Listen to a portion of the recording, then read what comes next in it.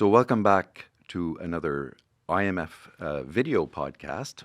Today I have the great pleasure of sitting down with outgoing IMF Chief Economist Pierre-Olivier Gourinchas, who's been in the role since 2022, but is now heading back to UFC Berkeley to continue his invaluable research with this IMF experience in his back pocket. So Pierre-Olivier, welcome back to the podcast. Thank you for having me, Bruce. Yeah. And I know this is going to be your last experience as chief economist, but I'm hoping that you might consider coming back sometime soon as Professor Gourinchas. I'd be happy to. So I'd like to just sort of dive in here with a question about tariffs, which many economists thought that, or predicted, that would upend the global economy. And it seems that really hasn't happened, at least to the extent that many thought it would. Do you think we overreacted, perhaps, to the prospect of tariffs?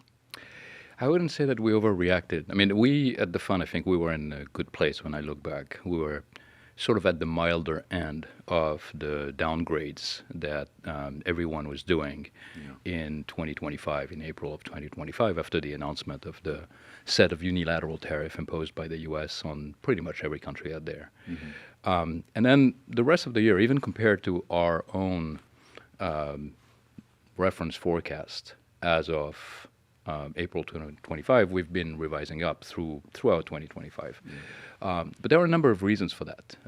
Things changed. Among the things that changed, I think that the most important one is the tariffs themselves were significantly scaled back down compared to what was announced initially on April 2nd in the Rose Garden. And so, of course, if you have a smaller tariff shock, then you're not going to have as big of a shock to the global economy. And that has played out. There were a number of deals that were signed. There were a number of pauses, exemptions, et cetera. And so instead of being at 25%, we ended up closer to 9%, 10%. The second thing is, and perhaps we had factored this in, but not enough. So there I would maybe go back and look at the way we did our assessment, is the incredible amount of resilience by businesses, private sector, global supply chains adapted very, very quickly, maybe faster than we thought they could. And some of it in anticipation also. So there was a big trade boom ahead of April 2nd. A lot of countries, a lot of businesses were anticipating that tariffs might be coming. And after all, it was kind of telegraphed since the election campaign and since the election of President Trump. So a lot of pre-positioning of inventories, moving things around. So there was a big boom in trade in the early part of 2025. And then the other thing is there were a number of tailwinds that were stronger than we could have predicted back in April, one of which was the incredibly accommodating financial conditions. So that helped support the global economy. There was an investment AI tech boom. I'm sure we'll talk about some of that. That also provided a lot of lift to countries like the US, et cetera. So you put all of these things together, and I would say that our assessment was right in terms of the direction of travel. This was a negative shock. It increased inflation. It was mostly borne out by U.S. consumers and businesses. It slowed down mildly output, but not in an extremely noticeable way because there were these tailwinds. And by early 2026, I think this was largely in the rearview mirror. Do you think that there are still things sort of bubbling beneath the surface that we need to worry about? Well, one of these would be if we have a re-escalation of tariffs between countries. But the landscape has changed. The Supreme Court ruling in the United States with restricting heavily the use of IEPA as a basis for imposing tariffs means that now if the U.S. wants to put tariffs on industries or countries, it has to do an investigation in Section 301. And they're in the process of doing that. That doesn't mean that we cannot have an escalation of tariffs, but it's not going to be as widespread. It's not going to be as dramatic as what we saw in April 2025. So I think the expectation is the tariffs are not going away. They're going to be replaced over time in a way that will continue to generate actually a fairly significant amount of money for the U.S. Treasury. But there's not, in my sense, there isn't really a prospect that there could be a massive escalation on the scale of what we saw a bit more than a year ago. So one of the first challenges that you faced as a chief economist was inflation, and it seems like your successor may be faced with a little bit of the same scenario. What do you make of this recent rise in prices, especially in the United States? Well, so first, we have an uptick in headline inflation in the U.S. and a number of other countries that's due to the spike in energy prices. Yeah. That's directly a consequence of the developments in the Middle East, the closing of the Strait of Hormuz, the disruptions in the supply of oil and other products to the global market. So that's clearly adding to inflation pressures. But the inflation pressures in the U.S., I think we are in a different environment compared to 2022, both in the U.S. and other parts of the world. When I came to the fund 2022, inflation was already there. It didn't start with the disruption in energy markets due to Russia's invasion of Ukraine. They were already there. They were already rising. There were already a number of voices calling for tightening of monetary policy. And a lot of that was actually tied to the support policies that were put in place at the time of COVID. They were, in a big way, they were necessary. They were the right policies to put in place. But on the back end, they would create conditions in which there would be a surge in prices. And we had that surge in prices and ongoing inflation. So that was kind of the background there. And of course, the surge in gas and oil prices in 2022 that added fuel to that fire, but the fire was already there. We are in a different situation now. In many countries, inflation had been stabilized back to central bank targets. U.S. is a bit of an exception. Inflation has remained too high. It has not been coming down to 2%, which is the Federal Reserve target. It's closer to 3% for a headline. And even when you look at core, one of the measures that the Fed likes to look at is core PCE. That still is not at 2%. So there was kind of an ongoing inflation problem that was there, but not accelerating. In 2022, inflation was accelerating. So we're starting from a different condition. And I think the 2026 shock may be more in the nature of, I want to say, a classic negative supply shock. You get a surge in energy price. That's going to increase the price of energy and everything that uses energy. Whether that translates into persistent inflation requires other things. It requires de-anchoring of inflation expectations. It requires wage price spirals. It requires that maybe the wrong policies are implemented where central banks are not responsive, or even fiscal policy in trying to protect people becomes too expansionary. So it requires a number of things that transform what is just a surge in energy price that eventually is going to be temporary into something that is an ongoing problem. And we are not seeing that just yet. You know, some of the price increases, as you just said there, is about, you know, the conflict in the Middle East, the conflict in Ukraine, and also the escalation of geopolitical tensions in the world. How would you characterize the political landscape today as compared to what it was when you stepped into the job 4 years ago? And what does that mean for a chief economist in a global institution that is trying to provide some guidance to its membership, you know, as to how to navigate through all this stuff? Well, I think this has been a defining feature of my time at the IMF. I mean, it didn't start in 2022. Certainly, geopolitical tensions have always been there to some degree, and one could argue that one of the first tremors was in 2017, 2018, when the U.S. imposed tariffs on China.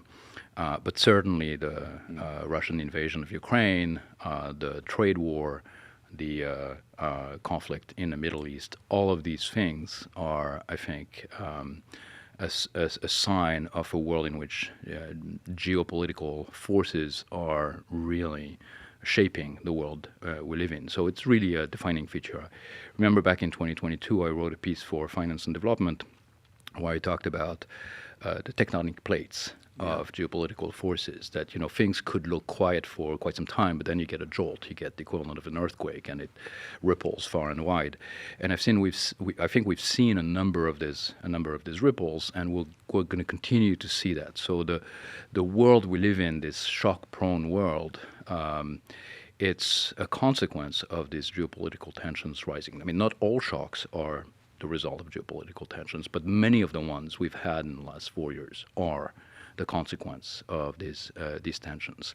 And I think that's something that's a reality of the world that we're in. I don't think this is going away anytime soon. And my biggest worry is that some of it might manifest itself in the form of economic conflict.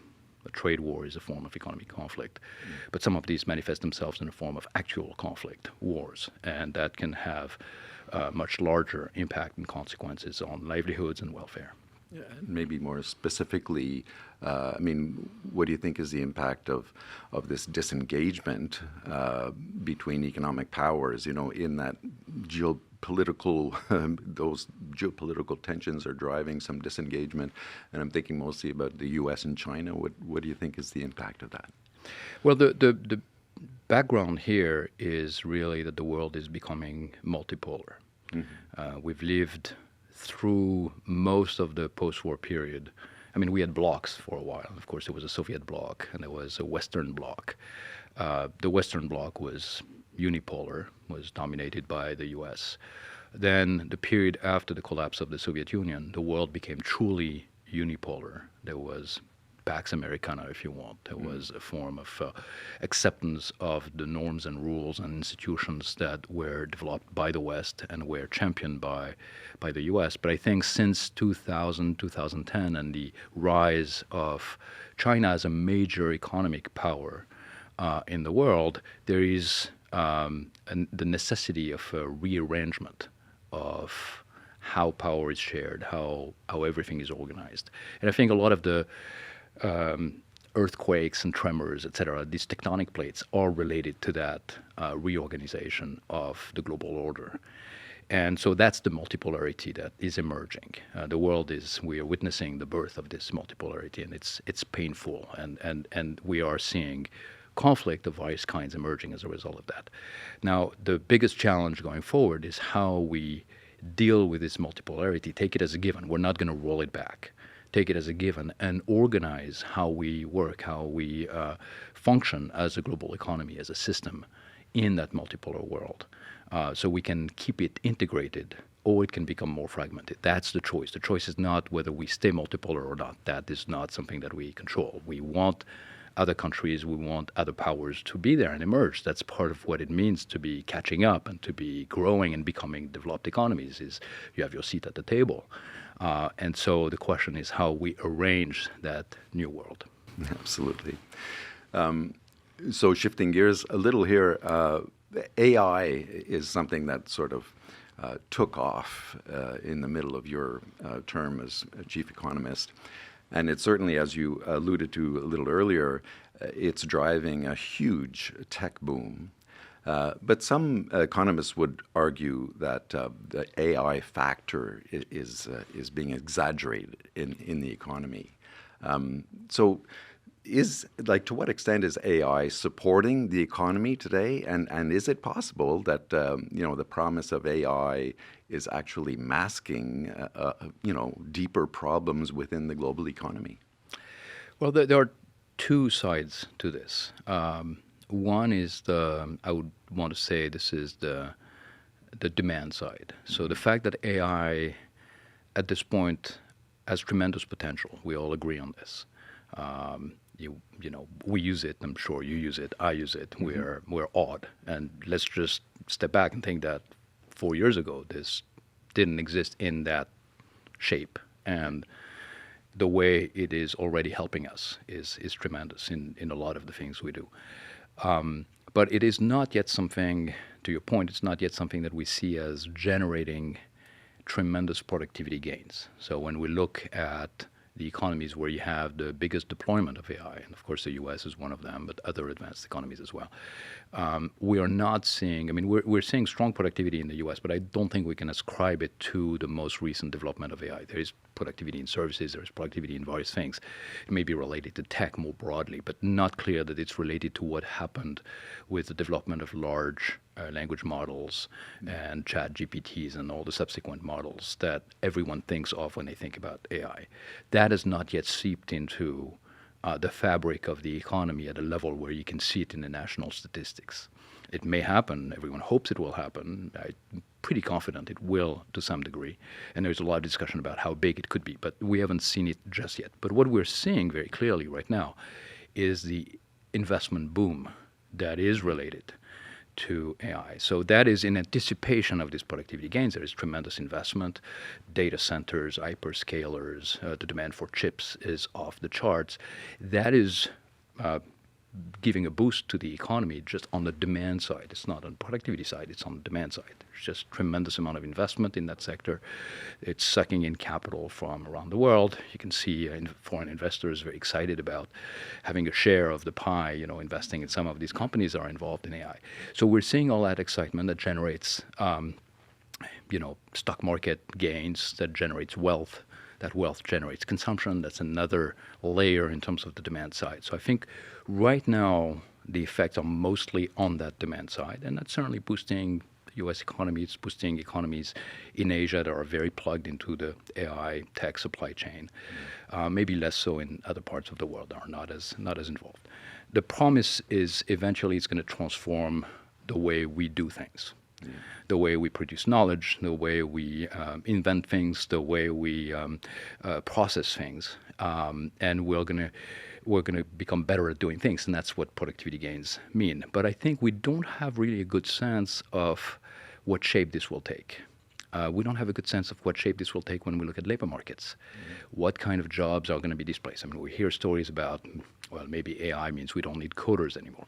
Maybe, maybe not. Maybe we need coders. They're just going to become incredibly more productive at what they're doing, and therefore we'll want more coders. Most importantly, I don't think we have any idea what kind of jobs are going to be emerging as a result of AI. Those are jobs that don't exist anymore. The statistics I like to quote is from David Otter's work at MIT. Basically argues that most of the jobs that exist now in advanced economy like the U.S. or European countries didn't exist 40 years ago. So if you roll back the clock 40, 50 years and you ask, well, what will happen to the jobs, you might be worried, but in fact, there will be all kinds of new jobs that will emerge. And so I think we're going to have something a little bit like that. We just have no idea yet. Processes will be transformed. The same thing can be said about who will gain from AI. That will very much depend on the market structure, the degree of competition. Are the gains going to be passed through lower prices to the users of the technology, the businesses that are adopting it, or the individuals who are augmenting their own capacities to do things with AI? Or will it be captured by the companies that have done all these investments? That depends very much on regulation, market structure, competition. And one of the things here that is particularly important, that goes back to the discussions we're having about geoeconomic fragmentation, is many of these frontier models are incredibly expensive to develop and train. These billions of dollars of investment we're talking about, they are really to just train these models. Super high fixed costs, maybe very low marginal cost. That's an argument for increasing returns. Scale effects. If you have very, very high fixed costs, you want to have a very big market because you have to recoup these costs. The world we're getting into is a world in which access to AI could become part of the tensions, could be weaponized, could be turned off. Countries may decide that they don't want to be reliant on AI systems that are provided by another country. They want to develop their own. It may be legitimate, but it means the scale at which you operate is much smaller because now it's the US or it's Europe or it's China, and you don't have the ability to scale things to achieve efficiency. So there are economic costs to geoeconomic fragmentation that will also impact the way the AI technology is going to deploy, it's going to scale, it's going to be implemented. So just sticking with AI for a minute, as we increasingly depend on it to sort of do a lot of our thinking for us, do you worry what the impact might be on our own cognitive skills down the road? I mean, what do you think all this means for the world of research, which is a world that you've lived in most of your career? Well, at a very personal level, I'm kind of excited. I will tell you why. One of the tremendous joys of the job I've been doing the last 4 years is, I'm surrounded by 100+ economists, PhD economists, talented researchers, incredibly active and innovative and creative. And so whenever I have a question or something I want to work on, something I want to explore, there are people in the research department or elsewhere in the fund that are happy to engage, and that's incredibly good for me. And I was always, when I was thinking about after I leave the fund, I would go back to my office. I would have maybe one research assistant, and I would have my computer, and I would be having to do all of this myself, and it would be a tremendous loss of productivity from my end. And now I'm thinking, well, yes, that's true. It's still going to be a tremendous loss of productivity, but at least I get AI maybe will help me a little bit to compensate a bit. So I look at this as something that will soften the landing, if you want, and as a plus. Now, on the cognitive side, I think, one anecdote. People were worried when calculators come in. Yeah. We're not going to know our log tables anymore. We're not going to know how to multiply things. I think the world adapted to having calculators, even having calculators in the classrooms and even having them when students are taking exams. People were worried when Google came on, the Google effect. Oh, we're not going to memorize stuff. We won't remember when, Magna Carta happened. We won't remember it because you can just Google it. Okay, yes, fine, but you also have a library of every old human knowledge that is at your fingertips, and that's tremendously useful. I think we're going to have kind of the same adaptation when it comes to AI. Some of the processes will probably degrade, just like we don't remember our log tables, or maybe we're not so good with dates and things like that. But there are some things that we will still be very, very good at doing, and they will be augmented by AI. I kind of like the way Luis Garicano, for instance, is thinking about these things. He's talking about what he calls messy jobs. A lot of tasks cannot be codified. They cannot be put in an algorithm. Even AI is not going to be very good at doing them. A lot of these things require human interactions. They require kind of the soft touch.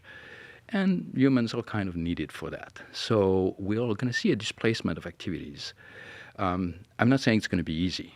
Dislocations, when they happen, are never easy. So I think the sectoral reallocation, the labor market disruptions, these are important things we should not underestimate. There is a tendency sometimes to see the pie growing and thinking, okay, this is great, let's not worry about distributional effects.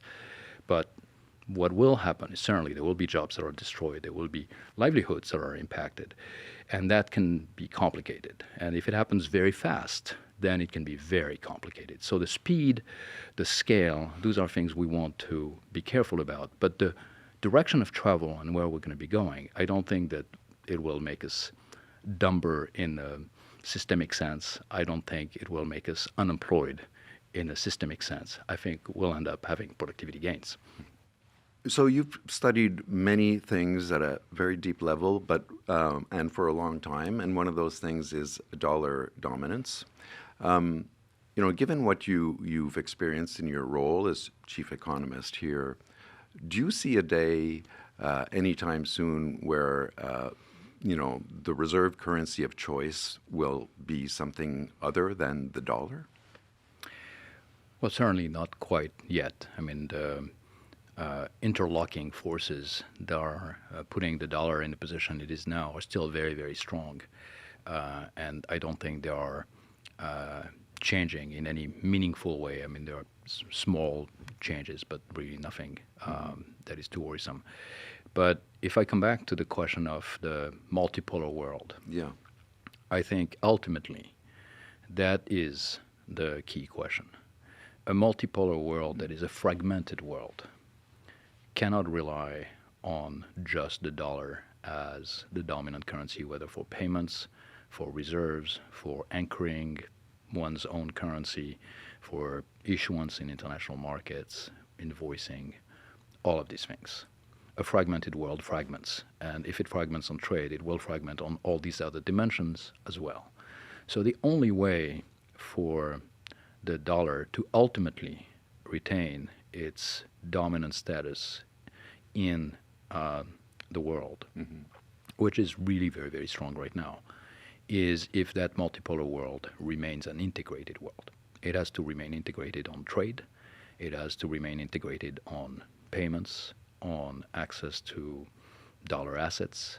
It has to remain integrated on asset issuance, etc. And those are policy choices. That's one of the reasons why it's important to make sure we remain very integrated. And that also implies that any attempt at weaponizing finance, because of course if you have the dominant instrument and you have the dominant infrastructure, it could be tempting to try to use that for leverage. But the ultimate consequences of this would be more fragmentation and then losing that capacity. So I think this is where the discussion is. And to me, it is particularly interesting to see that while we've seen attempts at fragmentation in trade with tariffs and the like, there's been very little in terms of financial fragmentation. There have been financial sanctions against entities. Of course, countries like the US have the ability to target, and it's legitimate to be able to do that, but nothing that would be systematic. And I think that's also because there is a sense that this, if it does unravel, will have much bigger consequences. So to answer your question, I think it will remain a policy choice. It will reflect whether we really make the efforts to keep an integrated structure with multilateralism, cooperation, rules-based system, or whether we fragment further. What have you learned in the past 4 years about forecasting?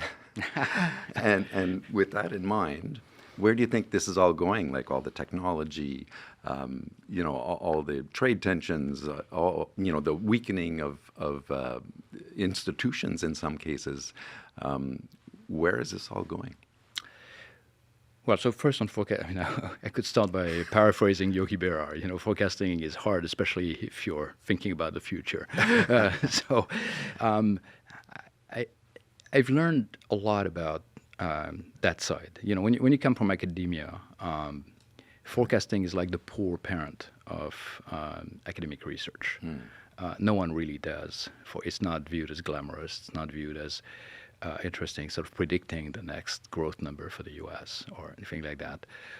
So I came to this with almost zero experience. Wow. Okay. And certainly being a bit concerned about the fact that I would have to be the voice of the fund presenting what our forecast is, when I myself thought that I didn't have a lot of creds in that space.